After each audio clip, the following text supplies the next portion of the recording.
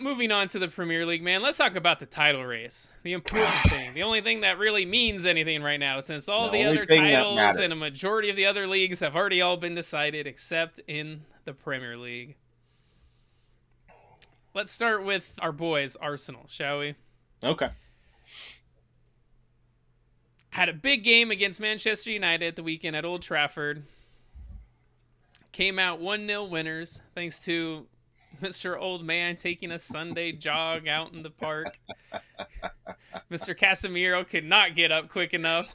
Playing Oh Kai man, Havertz offside. Like, what was he doing, dude? dude, Like he this, looked confused and lost he during did. He that. looked like a I mean, confused he looked old like man. he was trying to get open for Onana to hit him with a pass or something, and then just like walked forward. Well, Onana is looking to play it out. Plays a Yeah, terrible ball out, but Casemiro's just like not sprinting to the yeah, he where the walked other defenders are. pretty He's much. just Yeah, taking a stroll, man. Sunday stroll. That's what all he was doing, yeah, and and that mistake would cost them because they I'll give lost because of that credit goal. credit to Ben White as well to see Kai Havertz down the line and to play that ball, and then Kai Havertz to play the ball to Leandro Trossard because that man is on fire, both of them. Yeah, Trossard, man, is he the most underrated player this season? For me, yeah, 100%. I mean, I mean, talk he's got about what, value too. 17 goals in all competitions this season? Value. If they paid less than 30 million for him. I mean, that's Yeah, steal compared to who they were linked to and Mihajlo Mudryk, Mister. who I haven't done shit except for got more tattoos. Yeah, And so with that win, Arsenal now they made history, man. They have the most wins in a season for their club. So Arteta, he might not be winning trophies, but he is making history, which I think is progress, it's progress. and I've that's seen a all we lot. ask for right now. I've seen a lot of stuff too, like he's spending all this money and they're not winning any trophies. They should fire him, can him, Look which. where they were when he took over. But not only that, look at the way they're Shit playing team with a bunch of dead wood. Now they're considered one of the best teams in the world, and with competing probably the against best defense probably in the the best world. team in the world. Yeah. So and I mean, just to think, I think everybody's overlooking the fact of how good Manchester City have actually been over the last 6-7 years Since Pep Pep took arrived. over. Like, Sir Alex Ferguson didn't get more than, I think it was like 83 points in any season he won the title. Yeah, I heard some fact that like the average title winning squad was better than. Until Pep Guardiola Yeah. was in the 80s. Yeah, now it's like minimum is 90, if not like 95. That's insane. It's insane. So, I mean, credit to Mikel Arteta. He's got him playing wonderful football, shored up the defense. Again, might be one of the best defenses in all of Europe, if not the best. And you can argue this team is better than the team last season. Yeah, I would say so. I mean, last season they were leaking goals left and right. So, And he's had to make some big decisions, man. Dropping Ramsdale, bringing in Raya, and they pay off. buying Kai Havertz. Turning him into one of the best players in the Premier League. I'm not saying he's in the top 10, but he's in the top 20 this season. So, at least for me. I don't know about you. And then signing Declan Rice, who's not looking like that 100 million price tags holding him back at all. No. I love the Arsenal fans song where they say Declan Rice, we got him for half price. So, it pretty much sums up how good he's been this season. Well, we'll see. West Ham play Man City at the final Do day. it for Declan. Do it for Declan. If Arsenal win the title, West Ham will get a cool $5 million. Yep. And they're not making Europe this season, so that's what they got to play for, an extra $5 million. That's right. But kind of going to the other side of it, Arteta, and then let's look at Eric Ten Hag, man, who started his Manchester United career. United did, I would say, well, made Champions League, won a trophy, but they have regressed. Yeah. They're much worse off this season. Could you blame it on injuries? You could. He is blaming it on injuries. I will say that. I will say his press conference after the Newcastle game was probably the most down to earth and least gaslighting of any press conference I've seen him make in a while. Maybe it's because they finally won a game. I don't know. But yeah, I don't know. Part of me wants to give him. I know you're going to ask me, should he stay or should he leave? Should he stay So or I'm just should gonna. he go now? I'm just gonna go into it and say, well, one, are you gonna be able to get somebody better? Probably not right now. Well, I'm gonna ask you a question. I'm gonna put you on the spot. Then give me a Go for it. 3-person short list. Okay. Well, I'm gonna go realistic. Realistic. Don't throw Zidane out there because we know he's not going. Michael Carrick. Okay. From Middlesbrough. You got McKenna at Ipswich, who was former assistant coach at United. Maybe that's too big of a jump for him, but it's a realistic option. Thiago Motta at Bologna. They just made the Champions League. That might be a good one. And I'll be honest with you. I mean, I keep saying it, and you keep saying I'm crazy for it. Antonio Conte is available. The team will have a better defense. They can't be any worse than they are now with a better defense. So, what about some names that keep getting thrown out there? We've heard Gareth Southgate, Thomas Tuchel. What about Hansi Flick, or maybe bring back the special one? So for me, it's you want to get someone who plays a similar style to Erik ten Hag. Counter-attacking? Yeah. I don't think Man United fans want their team playing a counter-attacking football. Well, it's Manchester United. They're supposed to be the dominant team, not the counter-attacking team. I'm just saying, if you are saying this is a transition, you spent so much money, you want to keep it similar, not completely redo everything for the, fifth, sixth time in how many years since Sir Alex Ferguson? I mean, why not, though? Because you're just regressing. What could happen? They finish 8th in the Premier League? They have one of their worst seasons they've ever had, like they have this year? I mean, I will say injuries did play a part in this. You have a negative goal difference of minus 3 negative goal difference. I mean, -4. Yeah, I'm done making. Worse, I guess. I'm done making excuses, but I would love to see. I mean, we saw what Erik ten Hag did with a fully healthy squad, right? He won a Carabao Cup, got him to 3rd. I would love to just see one more season with a decently healthy squad where he doesn't have like his whole back 4 out, his striker, his winger in the worst form of his life, half his midfield out. I don't know. That's just me. I hope man. I forgot Luke stays Shaw plays for Manchester United. Mm-hmm. Do you remember him? Yeah. I haven't seen him in a while. No, he's been hurt all season. Same with Rafael Varane. Been hurt all season. I mean, Lisandro Martinez. Yeah.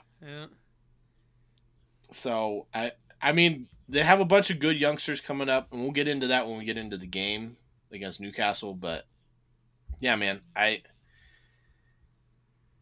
part of me after watching the Newcastle game is like, give him a chance.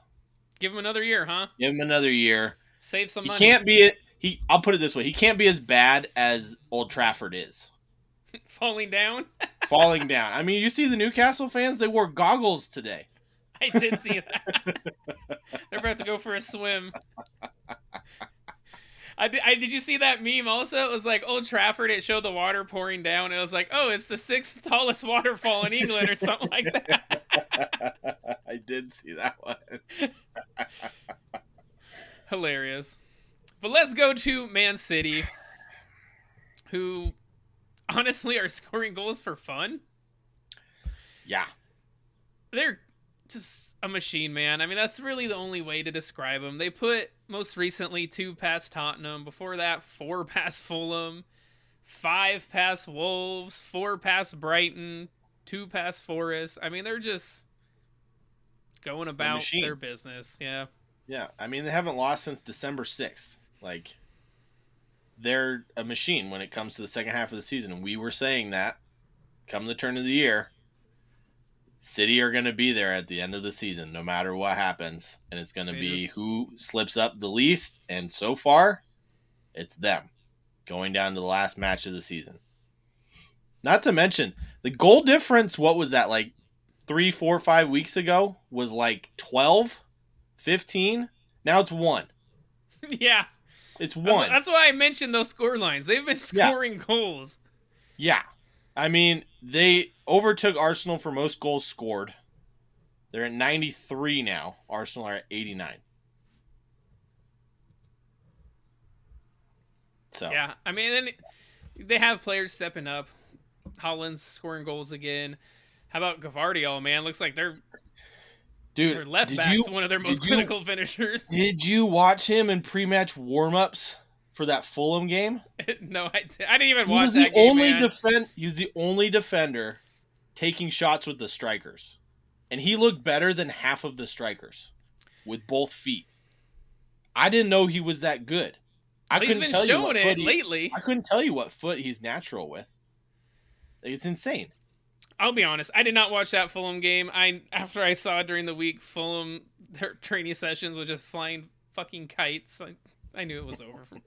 I watched it till it was 2-0, then I turned it off. So, I mean, it's also at what, like 4:30 in the morning here. So I understand why you didn't wake up to watch that. I'm crazy. So, but yeah, man. And then of course they spanked Tottenham 2-0. I guess I wouldn't say they spanked them. It was a fairly close game for the majority of it. I would say that's a little harsh on at 1-0 Tottenham's first half. Son had a big chance to level 86th minute. I swear to God.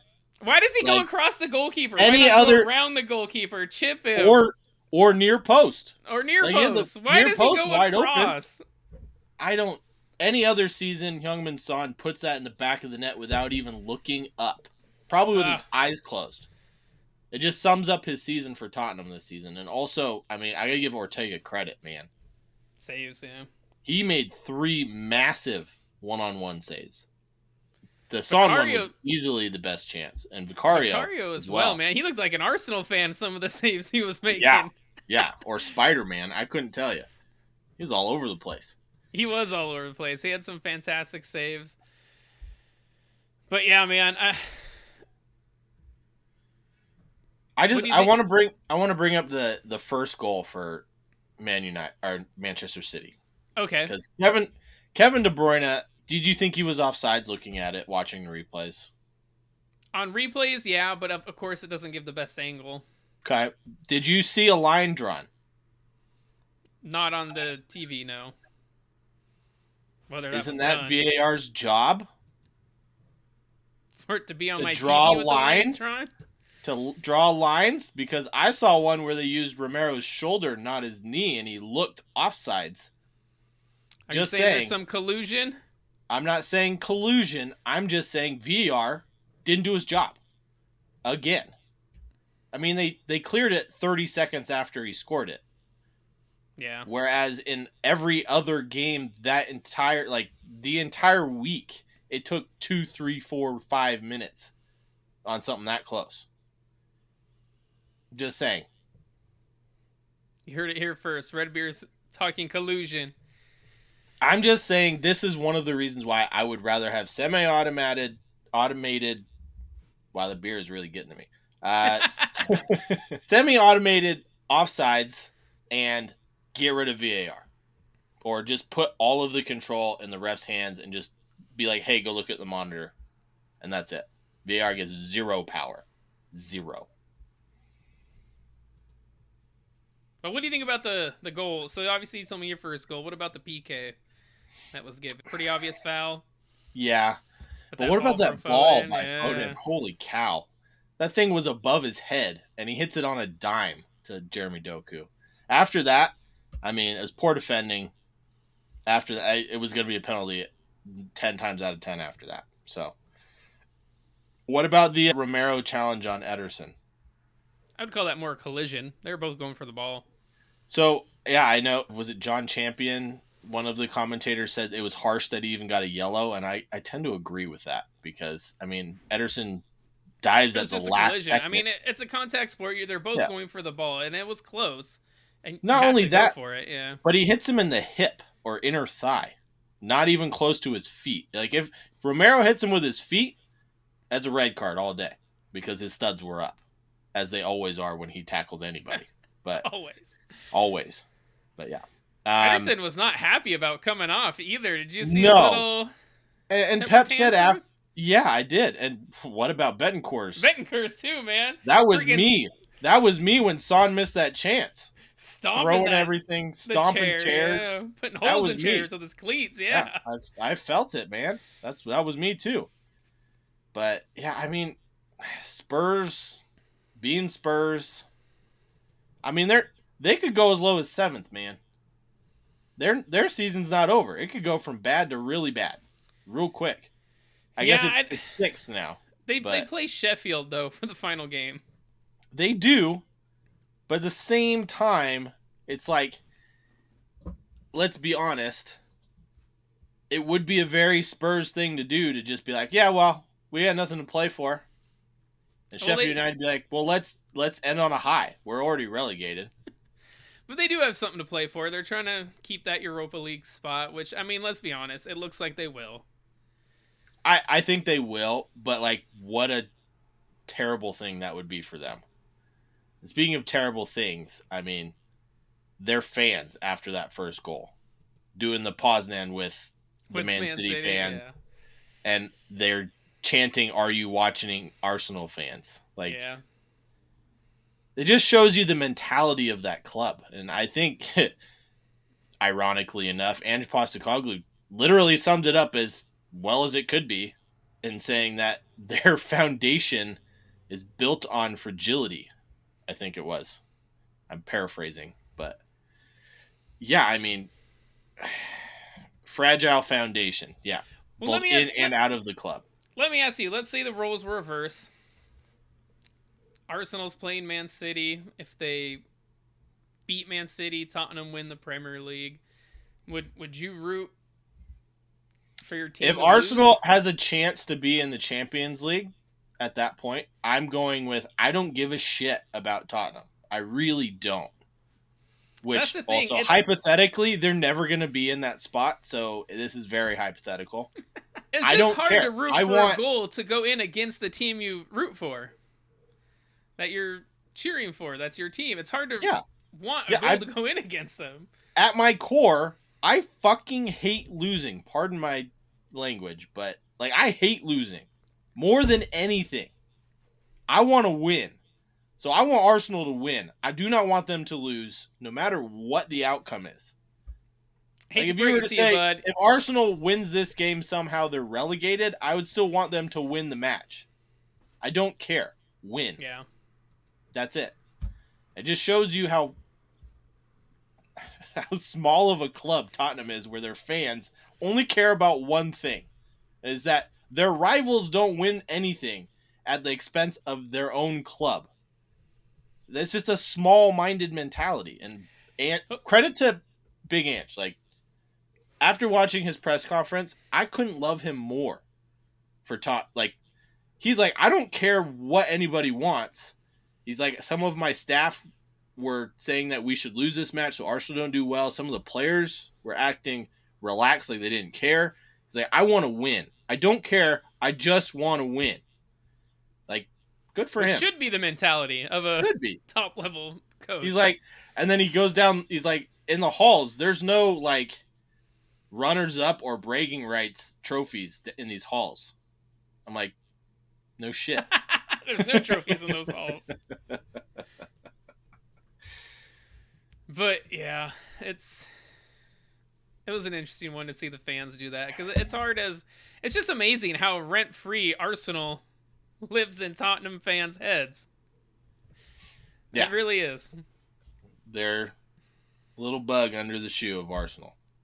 Apparently. Does Arsenal squish them, or do they narrowly escape? That's pretty much how it is every season. Anyways, let us know what your guys' headlines to watch are for Super Sunday. It's going to be a good one. Make sure you check out our Redbubble. See the stickers there. Posters like behind Targo there. We got hats, mugs, stickers. You name it. It's all on there. Go check it out.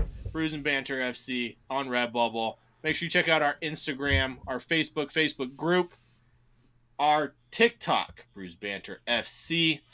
Brews FC on Instagram. Make sure you like, subscribe, hit that notification bell. But we love you guys. Thank you so much for supporting us. And until next time, at the end of the Premier League season, see you on the other side of Super Sunday. Cheers. Cheers.